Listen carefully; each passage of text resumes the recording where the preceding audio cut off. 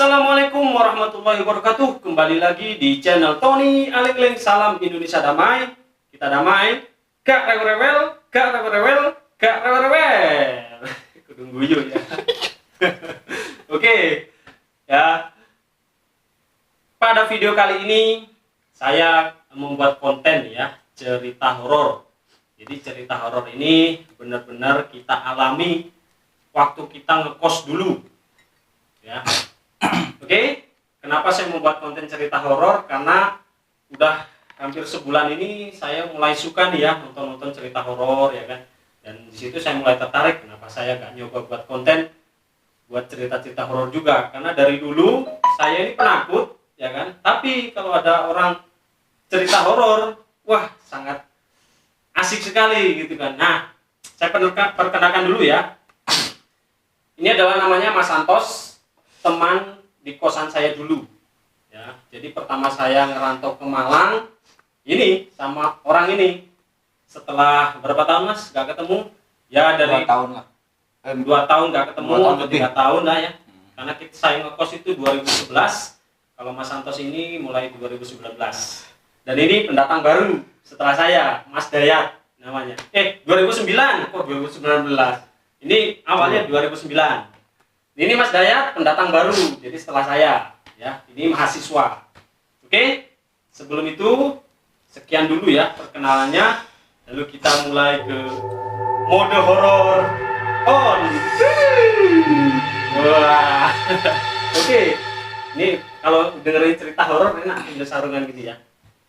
Sebelum saya cerita, akan saya jelaskan dulu ya suasana kosannya kita bertiga ini. Jadi dulu itu ada 7 kamar, namun yang bisa saya kumpulkan masih 3 ini. Jadi kan kurang 4 kamar nih ya, 4 penghuni. Nah, nanti kita akan buat partnya saja ya. Jadi kosan kita dulu itu berada di tengah-tengah kota Malang. Ya, benar-benar di tengah ya. Ini saya sampaikan cerita apa adanya dan memang benar-benar kita yang alami. Tapi meskipun di tengah kota Malang, bangunannya itu bangunan lawas, bangunan tua. Kayak bangunan zaman Belanda dulu, nggak ada renovasi, jadi benar-benar full bangunan lawas.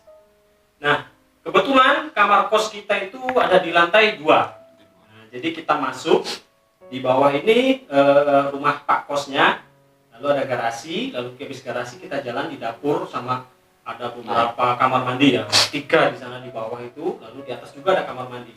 Nah, ini saya ceritakan denahnya dulu ya.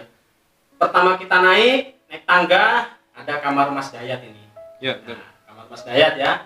Jadi naik tangga, kamar Mas Dayat. Di kamarnya Mas Dayat ini ada jemuran, ya kan? Jemuran ya, di atasnya. Kos ya, kamar di atasnya kamar ini. Lalu ketika belok kiri, nah itu ada kamar saya dulu pertama. Saya menempati kamar di situ. Habis itu ada kamar, istilahnya ada 7 kamar dan salah satunya kamarnya Mas Santos. Nah, di sini yuk kita dengerin ya. Pengalaman apa yang pernah dialami oleh Mas Santos dulu lah. Silakan Mas, ceritakan Mas. Ya, lebih yang ya, ini kan sesepuhnya ya. Penghuni pertama nih. Kalau sesepuh sih ada 2 orang. Oh iya. Saya ada Mas Andrik sama si Tepang, anak tungguan. Ya, nanti saya coba hubungi dia ya. Dia ahlinya. Yang lebih banyak ngalami cerita horor Mas Andrik ini. Andrik ya, sama harus dikumpulkan dia ahlinya. Ya, sekarang dari Mas Santos dulu dah. Ya, jadi gini. Awal saya datang ke kosan tersebut, ya kan. 3 hari setelah saya menempati kos tersebut, banyak hal-hal yang mengganjal waktu saya bertempat di sana. Awal malam ketiga setelah saya tidur di kamar tersebut, itu banyak suara anak kecil yang berlarian. Seperti itu ya. Enggak, suara anak kecilnya itu di depan apa di belakang atau di atas atau gimana? Lebih tepatnya di belakang. Tapi anehnya di belakang tuh emang rumah tetangga. Tapi posisi kan kamar kan di atas. Oh iya. Gimana caranya ada anak kecil berlarian? Nah, jadi kamar kita ini kan di 2 tingkat. Iya, benar. Ya, jadi kalau di belakang kamar ya genteng. Nah, Genteng atapnya rumah orang ya kan. Tapi kedengarannya di situ. Kedengarannya di situ. Sampai pas jam 1 malam setelah saya habis sholat malam, ya kan, mau mengaji, tiba-tiba itu terdengar itu seperti suara tetangga bertengkar di belakang itu, Mas. Tuh. Pertama tuh jauh suaranya, makin dekat dekat banget ya. Diam. Saya tuh bilang, langsung ada suara, "Cacau!"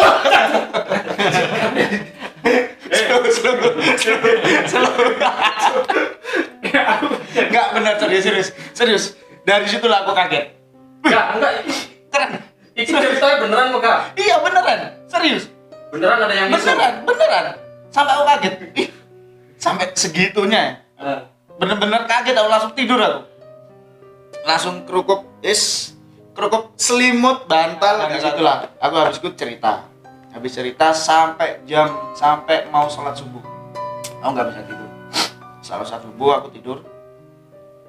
Setelah bangun tidur ya aktivitas biasa lah, ya kan? Di situ.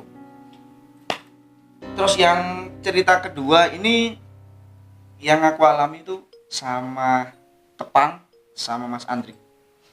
Jadi Mas Tepang sama Mas Andrik ini penghuni pertama kita. Penghuni pertama. Mbaknya di situlah. Nah, mungkin bisa dibilang itu selang 1 tahun sih.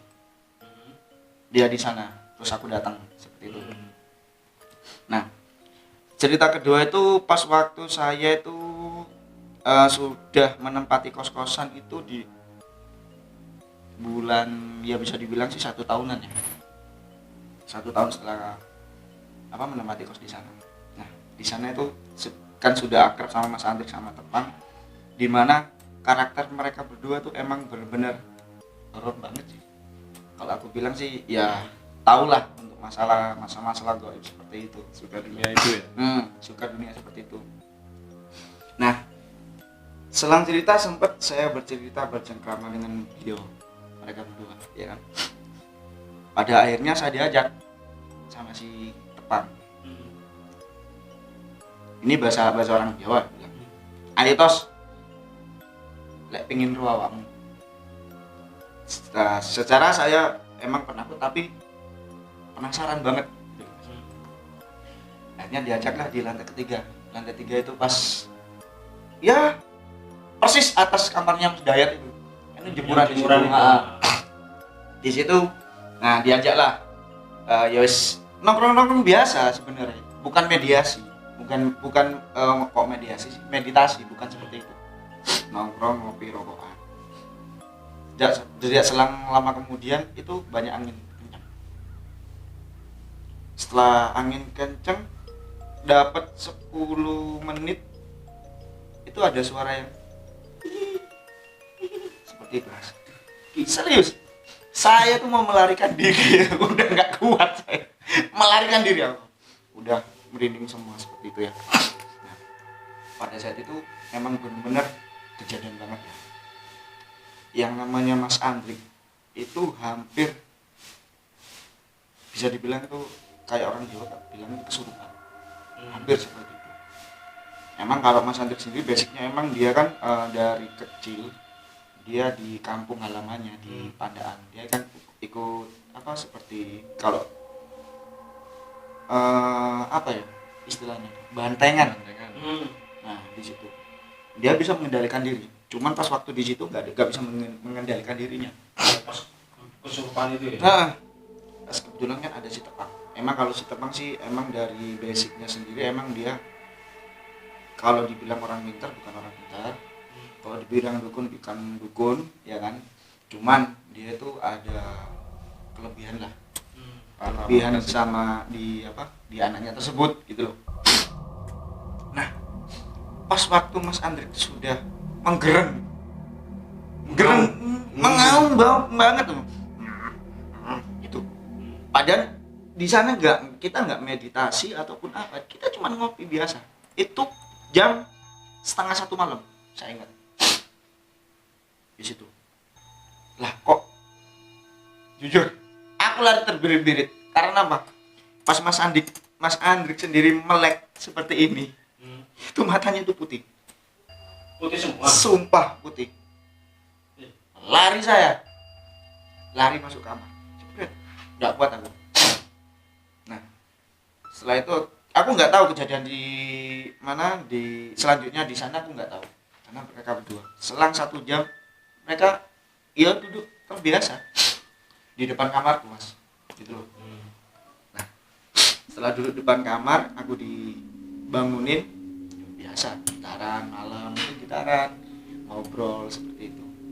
Lah kok tiba-tiba itu ada, kan di pojok tandon itu kan ada kamar mandi Ya.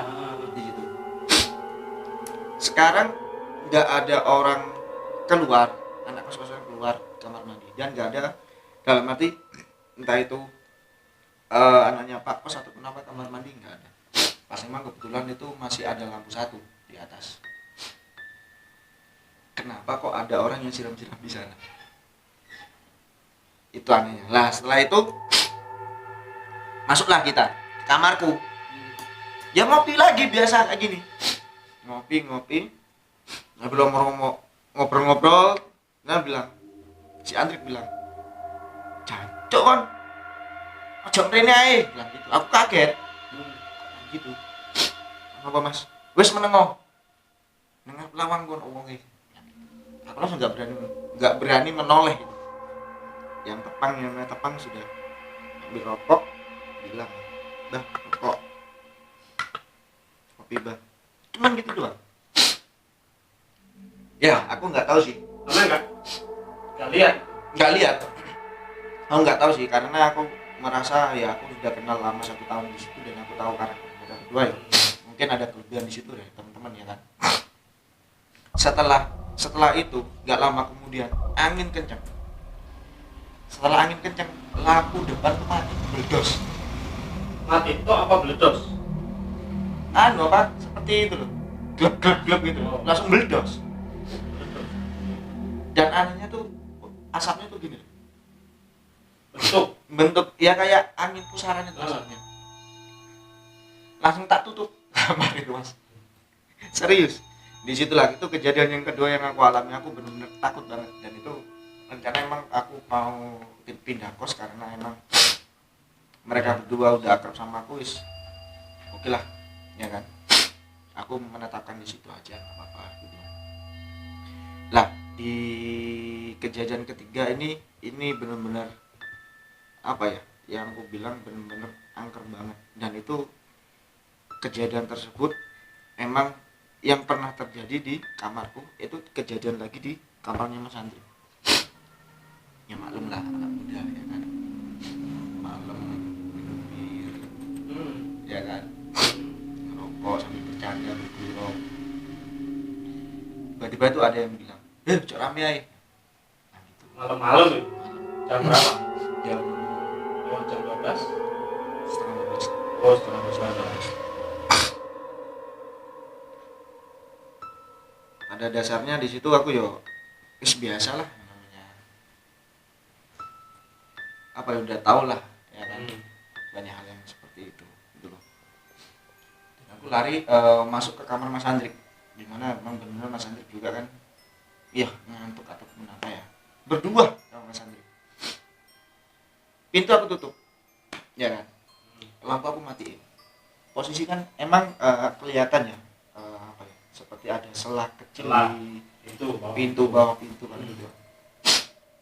Kelihatan bayangan itu lari mengarah ke toilet. Ini benar-benar terjadi, demi Allah. Mengarah ke toilet. Setelah aku rasakan dalam hati seperti sopo sing liwat.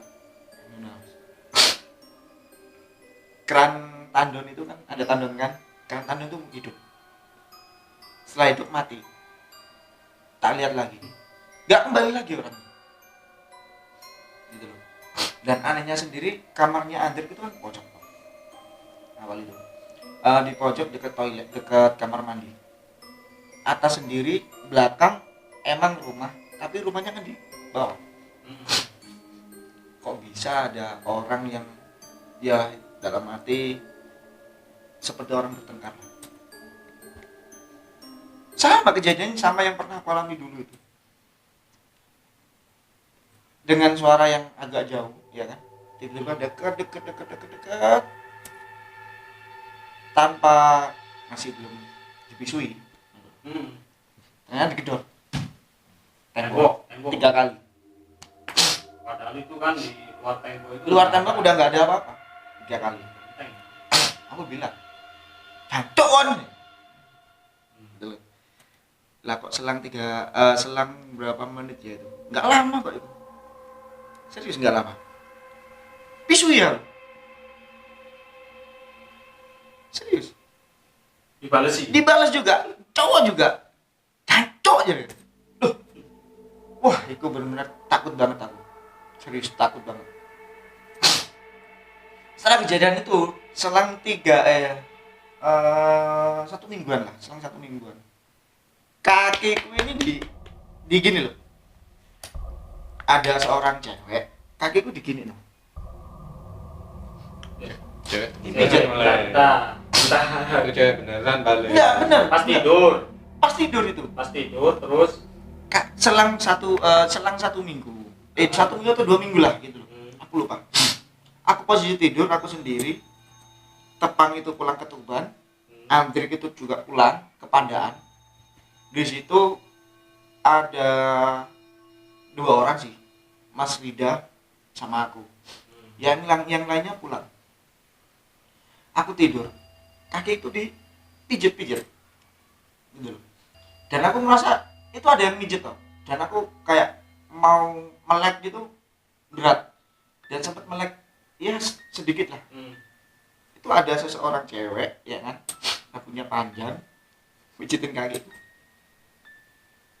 Aku mau berontak sepit apa nggak bisa mas, serius nggak bisa. tengah malam kan?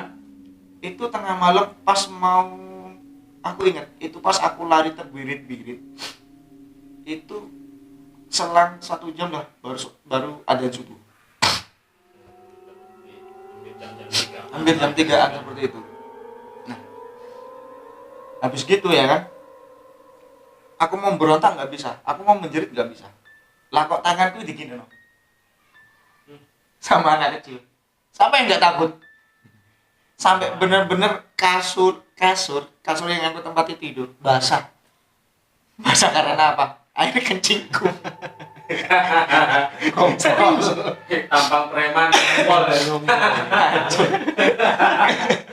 Serius dong.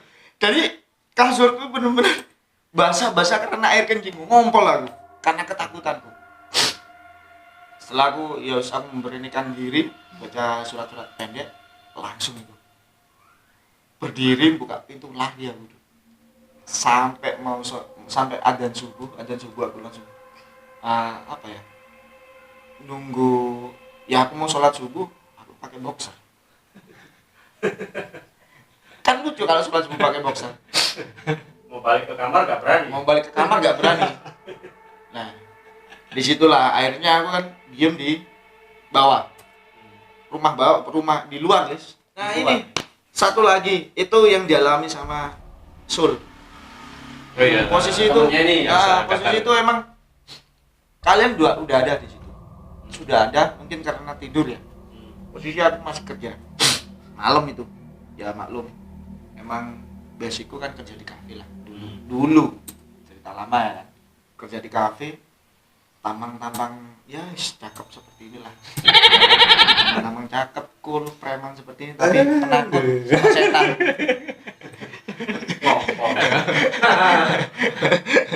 Preman ganteng. Nah, disitulah. Ngompol ya opo sih. Itu kejadian awal sebelum kejadian itu. Emang yang namanya Sul itu dia itu pas posisi pengiriman nggak ada, kirim orang tuanya nggak ada, udah habis ya kan, bokek lah kasarnya seperti itu ya.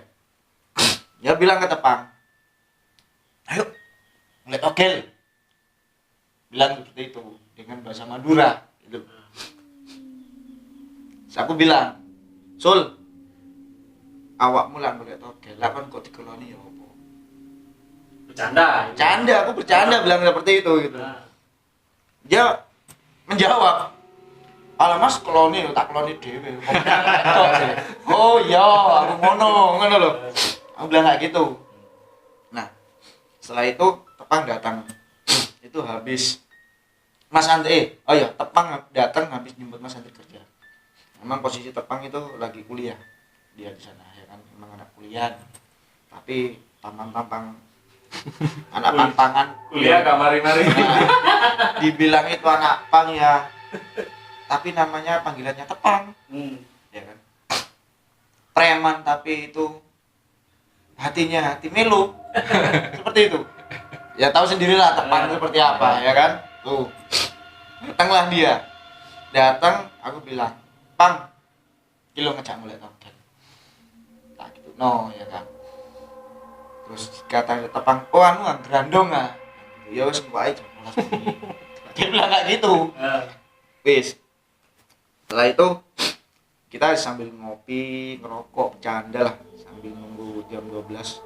Kalau nggak salah posisi di situ tuh kamu masuk siang pas waktu kerja di Medan. Si Dayat itu udah tidur ya. Malam mau kuliah di mana malam. Situ akhirnya kan di atas. Ayo ke atas. Ke atas. Si Tepang itu kan bawa apa? Dupa sama minyak, sama rokok kopi. Ke atas lah kita sambil bawa pulpen sama apa kertas. Minta togel ya. Pas posisi emang bener-bener posisi Di atas kita kejemuran itu kan. pas posisi emang kita tuh bener-bener kepepet. Tanggal tua, Tepang juga nggak dikirimin uang, ya kan? Terus si Sul juga udah habis uangnya. Solusinya ke gerandong itu tadi. Solusinya gandong. Emang sirik banget. Dulu itu emang pikiran-pikiran nakal, gitu loh. Daripada ngerampok ya kan. Daripada mencuri, gitu loh. Yes. Nah di situ, ya kita semangat. Wah, iki lah petang nomor tembus rek. Enak guys. Ayo wis, sak kos-kosan ditraktir. Ya tahu sendiri tah ya kan. Kita kan emang 7 kamar, ya wis.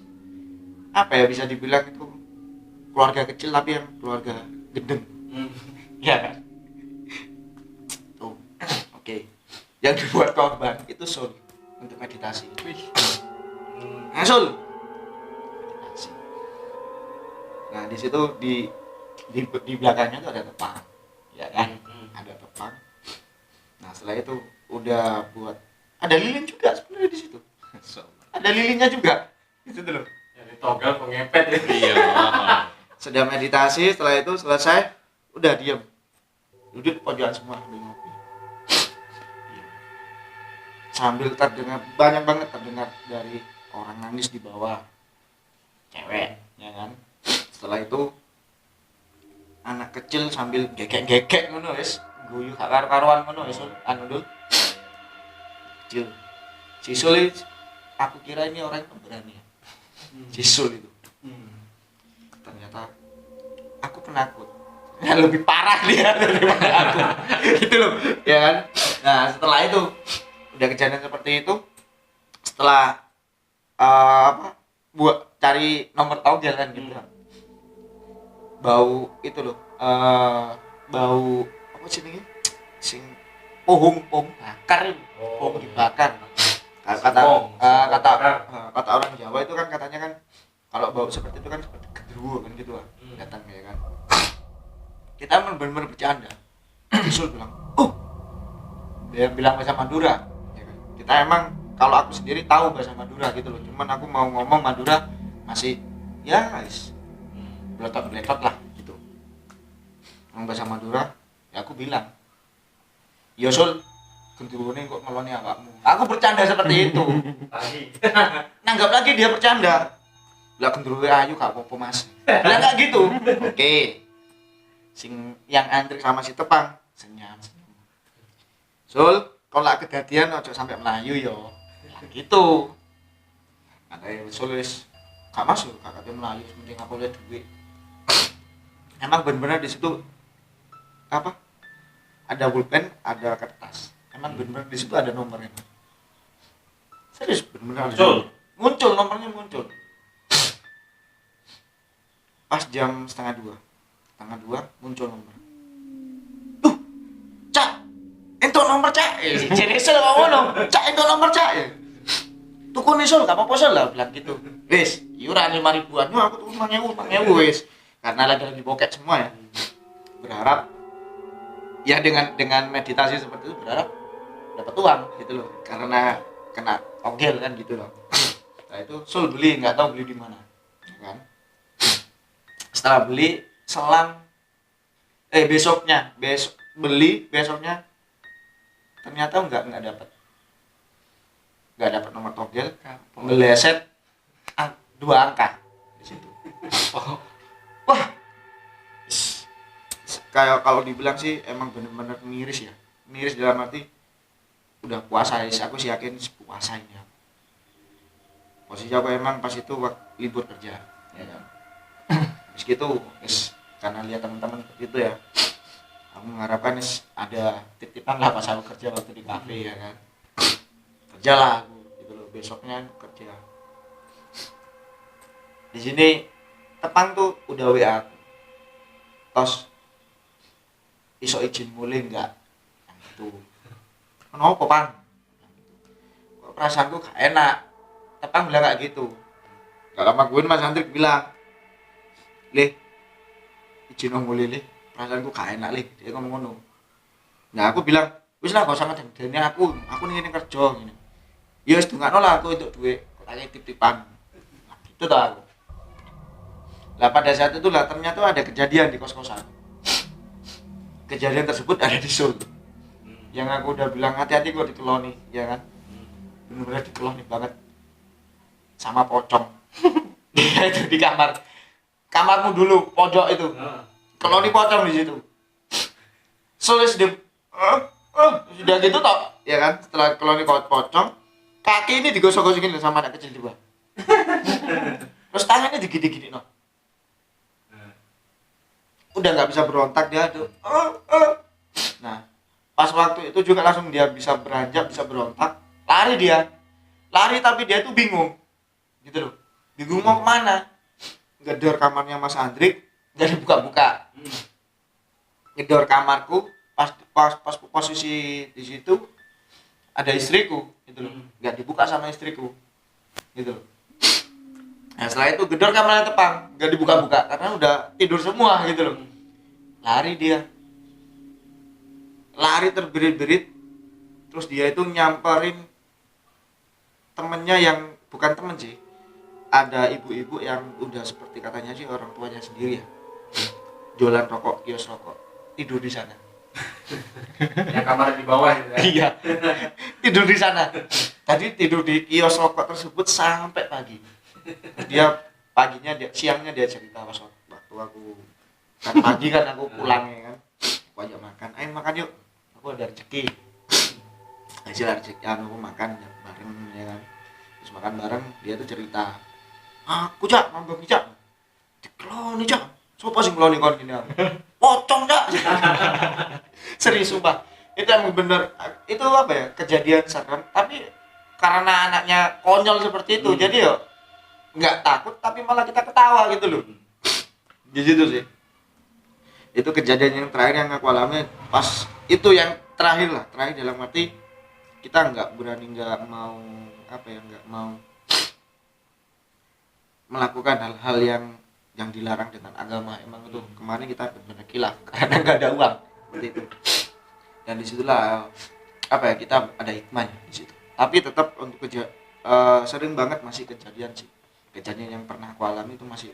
Cerita dari satu orang aja udah lumayan ya. Nanti ini cerita dari Mas Santos. Jadi Mas Santos ini dulu pekerjaannya diserba di kafe malam lah ya. Jadi jam kerjanya itu di malam hari. Jadi kalau pulang itu jam 4 ya, jam 3 kadang-kadang ya. Tapi maaf ya Dul ya, saya bukan pria penghibur ya. Sorry ya. Barista, cuma barista aja ya kan. Kalau saya sih dulu kan pelayan restoran di salah satu makanan cepat saji. Oke. Ini sebagian kecil dari kisahnya Mas Santos saja udah. Ini hanya beberapa, aslinya banyak ya. Jadi saya juga pendengar ini kayak mengulang lagi, membayangkan lagi ya. Oke, di part 2 nah ini kok mulai panas nih. Panas banget ya. Kita akan dengarkan ceritanya Mas Dayat.